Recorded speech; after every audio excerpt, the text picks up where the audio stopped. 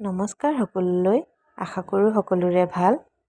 এয়া মোৰ morning routine, কিনো কৰোঁ আপোনালোকৰ লগত শ্বেয়াৰ কৰিবলৈ ওলাইছোঁ। ভিডিঅ'টো কেনেকুৱা পালে চাই প্লিজ জনাব। ৰাতিপুৱা শুই উঠি বিচনা ঠিক কৰা, ঘৰ সৰা এইবোৰৰ পৰাই দিনটো আৰম্ভণি হয়।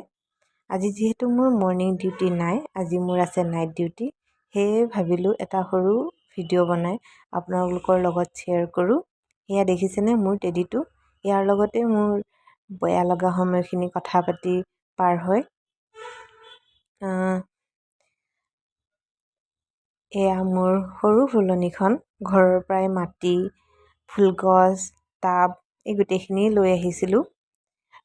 যিহেতু ৰাতিপুৱা শুই উঠি সেউজীয়াখিনি দেখিলে মনটো ভাল লাগি যায়, আৰু ফুলগছ যিহেতু মই বহুত বেছি ভাল পাওঁ, সেয়ে ঘৰৰ পৰাই লৈ আহিছোঁ।